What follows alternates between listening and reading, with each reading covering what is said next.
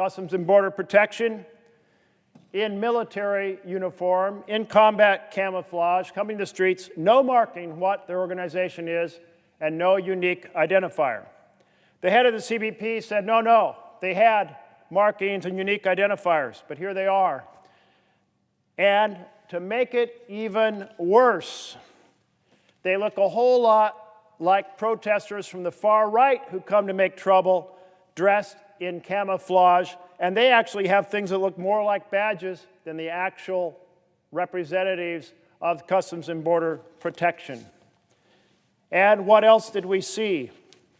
Here's a Navy veteran standing in the street who said he came down to the protest to simply say, "Are you honoring your oath to the Constitution?"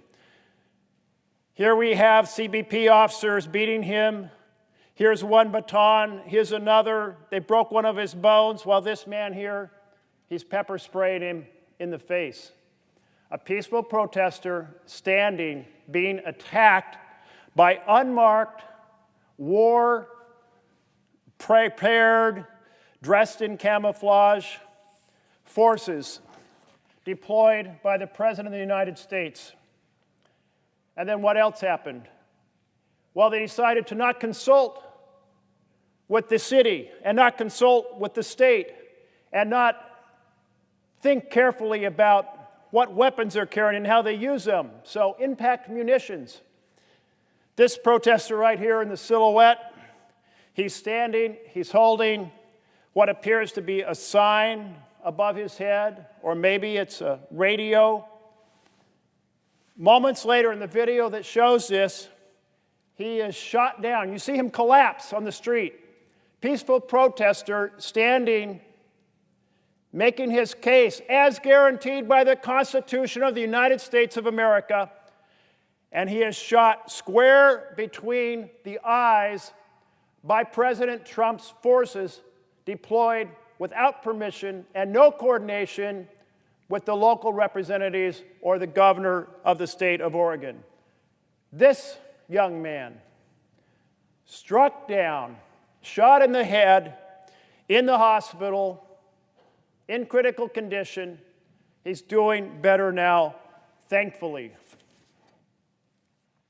And then these forces deploy away from the federal buildings, go into the streets and start snatching protesters and throwing them into an unmarked van. Vans like this one right here. One young man said, "I was terrified." He said, "I didn't know who these people were. They wouldn't identify themselves." There's a video of people saying, "Who are you all?" And they won't answer. They grab him. He thinks they might be those folks from the right-wing protesters who come in camouflage. He may be being kidnapped. He doesn't know. Even after he's thrown into a jail cell, it's not explained why they grabbed him off the street. Secret police, unmarked, patrolling streets, throwing people into unmarked vehicles and sweeping them away. That's what you get from authoritarian dictators. Not a country, a republic where we have a constitution and we have rights. That's what's going on here.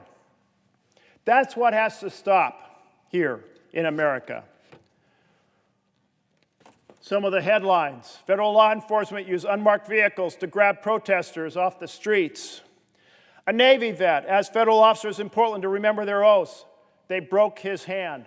That's the Navy vet in the white sweatshirt who's being attacked with two officers batoning him while another sprays him with pepper spray for standing in a peaceful protest.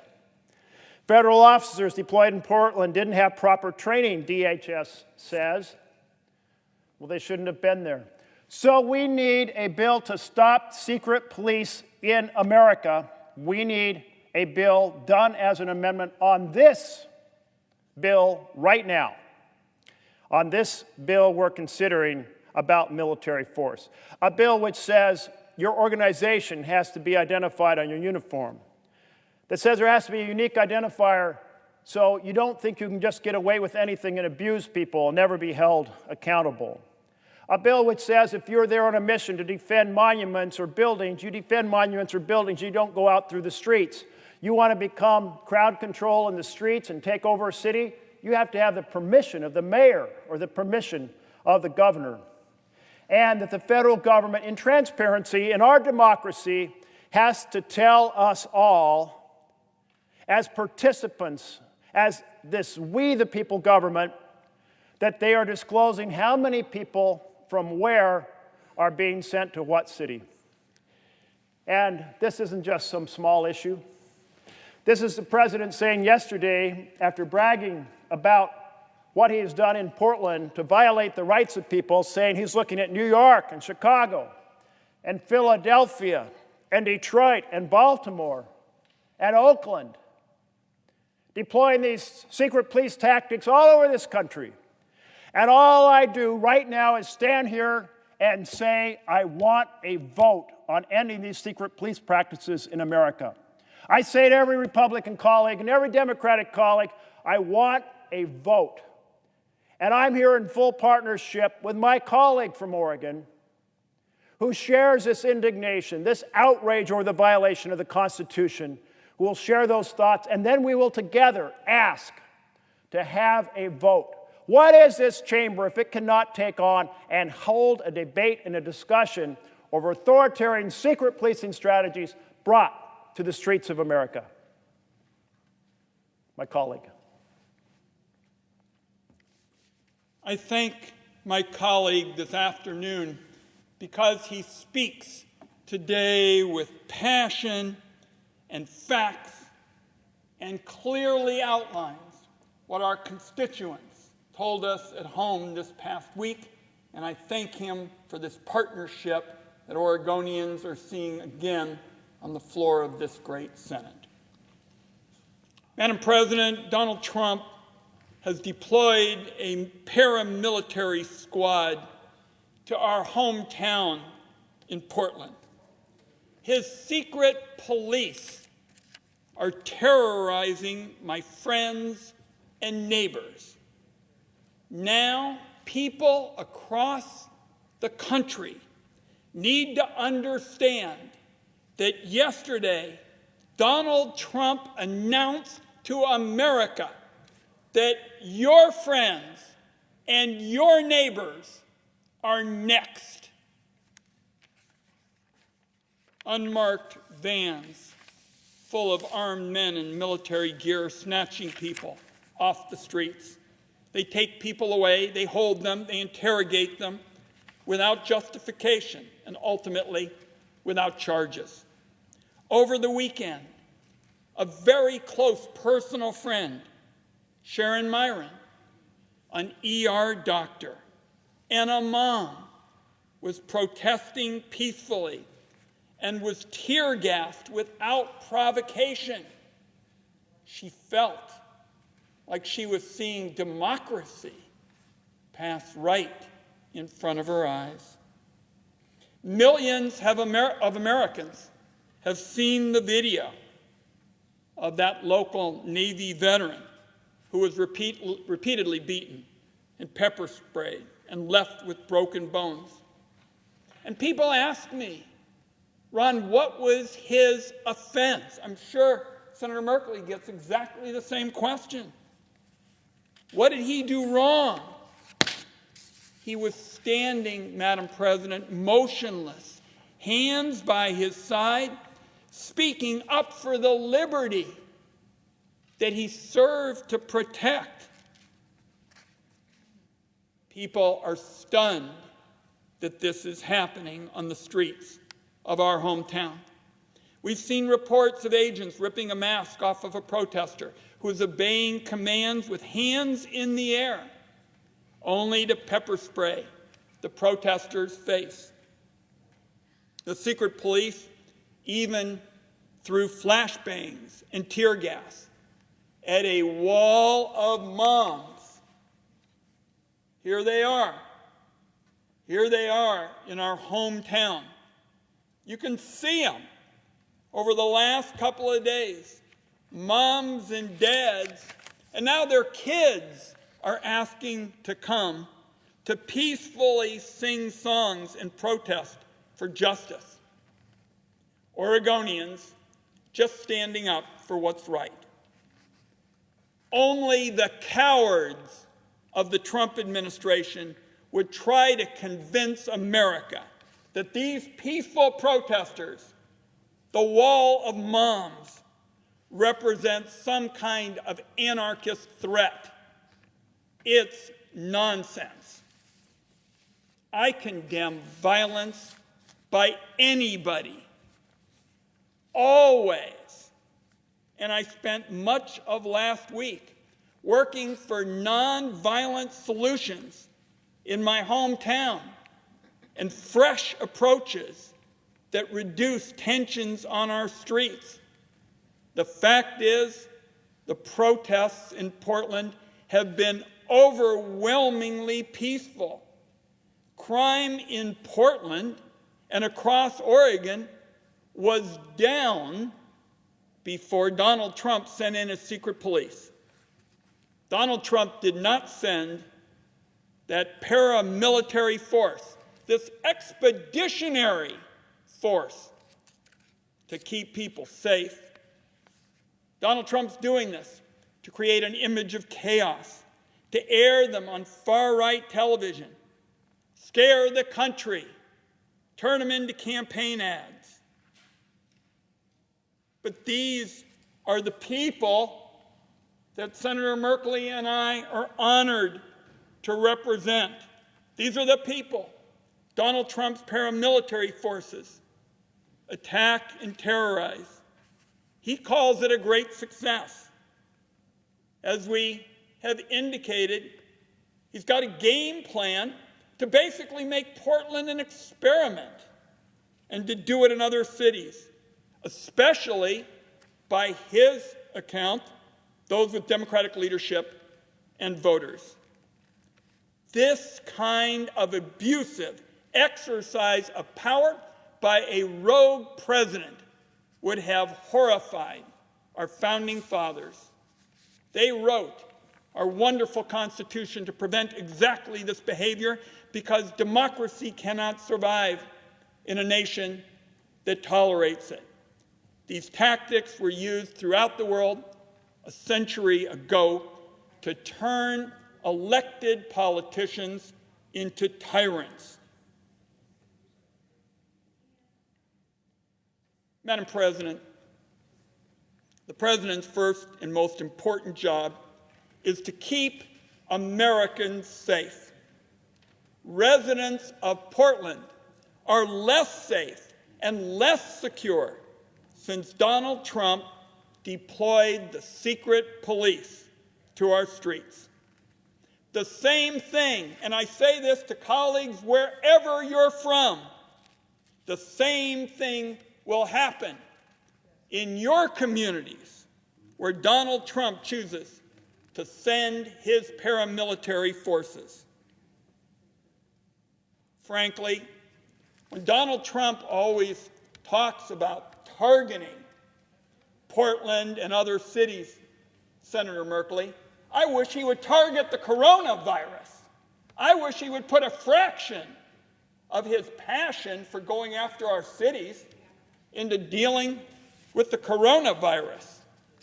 Because while Donald Trump's secret police are out terrorizing Portland's moms and doctors and other peaceful protesters, we face a raging pandemic, record high unemployment. I want us to renew the supercharged unemployment benefits that people are essentially going to lose this weekend. Donald Trump isn't doing any of that work. What he's doing is making Americans in cities less safe and not dealing with the coronavirus on top of it. He's attempting to cut resources for COVID testing and treatment. His administration covers up data that public health professionals rely on to do their jobs. He is, and he says it repeatedly, anxious to cut the lifelines of 30 million jobless Americans, sending them tumbling off an economic cliff right in the middle of the worst employment crisis since the Great Depression. He's not doing his job. He's ignoring his responsibilities. And both on the streets of Portland and in Washington, D.C., when he walks away from dealing with the coronavirus, he isn't keeping Americans safe. He is putting them in more danger. As I've said and said repeatedly, Donald Trump ought to attack the coronavirus pandemic and not the people of Portland. So that's why, very shortly, Senator Merkley and I will offer an amendment that will block Donald Trump from using these paramilitary forces in Portland or other cities where they are unwanted. What we're seeing in our hometown is we're seeing these paramilitary squads brutally unleashed against peaceful protesters, moms and veterans, doctors, activists. All they want to do is speak out for liberty and justice. What Donald Trump is now doing is incompatible with the fundamental principles of democracy laid out by our founders and expanded throughout the generations. I believe what Donald Trump is doing, in light of his statement yesterday to America that he's going to go after one city after another, what Donald Trump is doing is totally out of control. The Senate cannot allow this to happen. That's why Senator Merkley and I are calling for the Senate to act. I thank my friend and colleague for his leadership. He's made it clear that 100% of Oregon's United States senators are going to keep pushing and fighting until this changes. Madam President, I yield the floor. Madam President, From Oregon. the support is felt throughout Oregon to stop secret policing in America, but it is a coast-to-coast feeling, and I yield to my colleague from Connecticut to speak from the other side of the country. Madam President, Senator for Connecticut. I want to thank, from my heart, our two colleagues from Oregon who are standing up and championing not just their hometowns, not just the constituents of their state. They are speaking for every hometown, every citizen of our country, from every party, from every corner of our great nation. And let me just say very simply, these pictures of heavily armed, unidentified individuals in camouflage fatigues, driving unmarked vehicles, grabbing individuals, throwing them into their cars,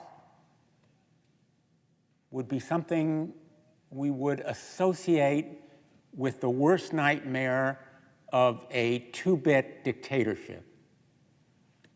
And here we see it in the United States of America. I spent almost my whole career in law enforcement before I came to this body. And I am embarrassed and ashamed that this kind of sadistic, cruel, hate-filled abuse was done in the name of law enforcement. What we witnessed in Oregon was in no way law enforcement. It was a violation of the law and of individual rights.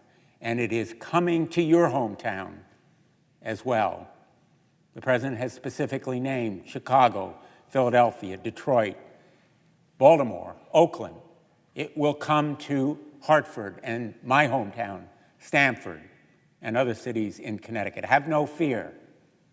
If the president will go to these abusive extremes on the other coast of America, he will come to the East Coast as well. So let me just say the requirements of this amendment: identification of each officer, limiting federal agents to their proper role in protecting federal property, transparency and deployment of these officers, identification of them, and accountability are basic tenets of law enforcement.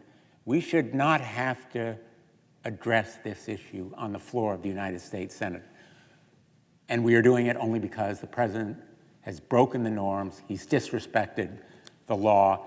Every senator in this body, regardless of party, should be standing up and speaking out in support of this amendment. I thank my colleagues for speaking our truth to power. Thank you, Madam President. I yield the floor. Madam President, From Oregon. on behalf of the 2 Oregon senators and my colleague from Connecticut and the 34 other senators who are standing up for democracy,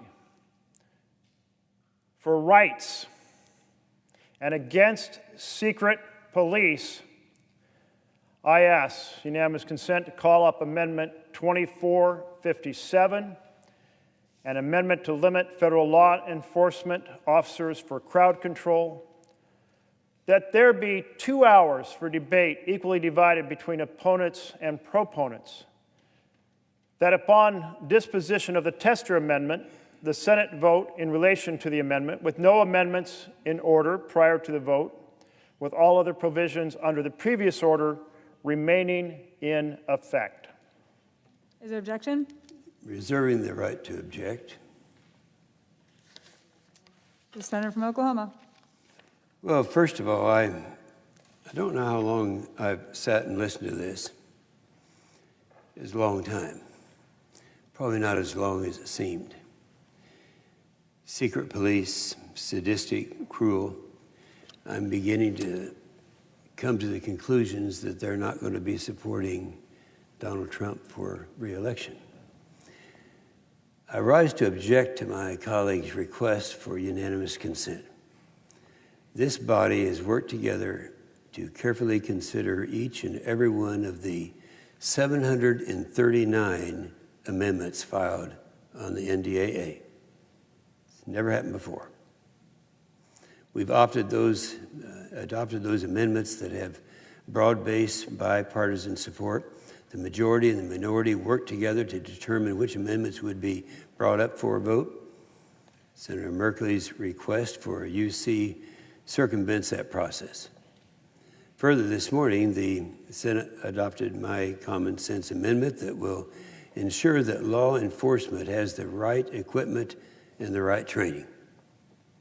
Senator Merkley's amendment flies in the face of that responsible approach. His amendment would hamstring federal civilian law enforcement and our military, even when operating in a Title 32 status under the control of a state governor. This would hinder their ability to keep our communities safe. And for these reasons, I object.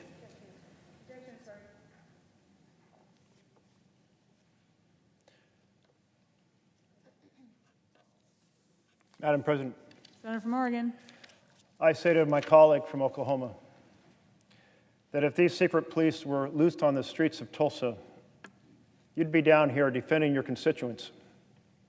But you have a responsibility to defend all constituents across this country, the rights of all citizens of the United States of America. I'm not asking you to support my bill. I'm not asking you to make the arguments for it. I'm asking the simple courtesy that this chamber do the job it's vested with under the Constitution, which is to take serious issues that arise in America, hold a dialogue about them on this floor, and take votes to show the American people where we stand and hope to solve problems. I have no doubt that I wouldn't get 100 votes. You raised some interesting points. You note that my request to debate a very serious issue in America circumvents process. I can tell you that for 200 years, this chamber believed it was here to address serious issues. And they didn't raise process issues to keep serious issues from being debated. You didn't need unanimous consent. Just a few decades ago, I was here watching this chamber, working the Tax Reform Act, and watching each amendment completed, and as soon as it was done, the next senator asked for the recognition of the chair. In fact, normally there would be about 10 senators saying, and it was always Mr. President, now it's often Madam President. but they were saying, getting attention because the next person who spoke got the next amendment. This system has taken away the fundamental responsibility of senators to be able to introduce important issues in America, have them debated and voted on. My colleague says, well, we have a new process where the majority leader and the ranking member of the committee consult and decide what should be considered. That concentration of power is totally at odds with the vision of this chamber developed by our founders. Will the senator yield? And I will not yield till I'm done. That was one of your arguments, that it circumvents process. The second is you said it takes equipment away and training away. And yet my bill doesn't deal with equipment or training. So clearly that argument doesn't stand. And then you noted Title 32 status under the control of a governor. But this bill says an expanded role of crowd control occurs under the permission of the governor, not without it. So this is why these issues should be debated on this floor. And I call on all my colleagues to return the Senate to a place where serious, important issues regarding the rights of Americans can be considered and not shoved aside because one member doesn't want them addressed. That is a challenge for this chamber, but we have a bigger challenge, which is how do we defend the rights of our citizens if we can't put an amendment on the floor and have it debated and voted on? So to all my colleagues who believe that secret police have no role in America, that unidentified officers delegated without proper training, without consultation, without coordination, who are beating up peaceful protesters have no place in America. That being thrown into a van and you don't even know what that van is or who those people are has no place in America. That the tactics of Duterte in the Philippines and Putin in Russia and Erdogan in Turkey have no place in America. Who believe in we the people government, those colleagues I thank. And let's bring this issue to the floor and have the debate and have the vote.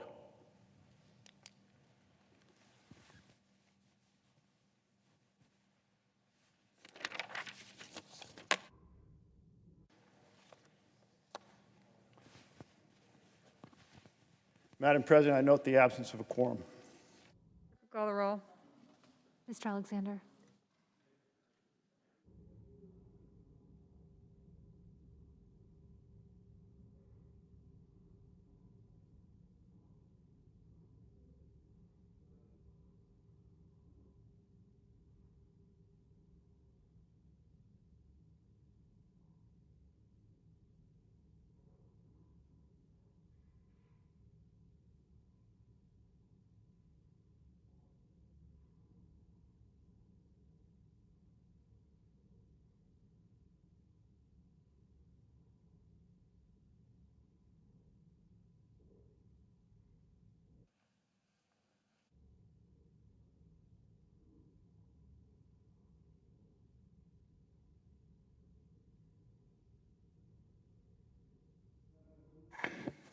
Senator from Oregon.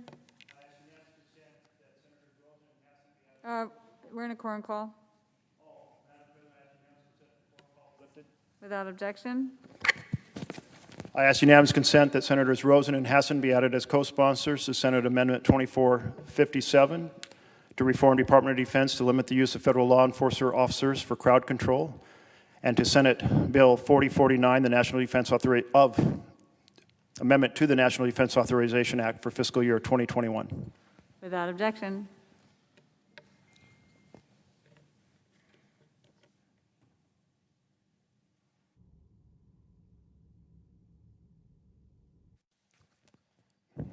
Madam President, apologies to my colleague from Wyoming. I think we are not in a quorum call. We are not. I ask unanimous consent that Senators Rosen and Hassan be added as co-sponsors to Senate Bill 4220, the Preventing Authoritarian Policing Tactics on America's Streets Act. Without objection. Thank you. Senator from. Thank you, Madam President. First, I have 6 requests for committees to meet during today's session of the Senate. They have the approval of the majority and minority leaders. Duly noted. Thank you, Madam President. Madam President, I come to the floor today to discuss our economic recovery. Let me be clear. Our economy will not shut down again. Government will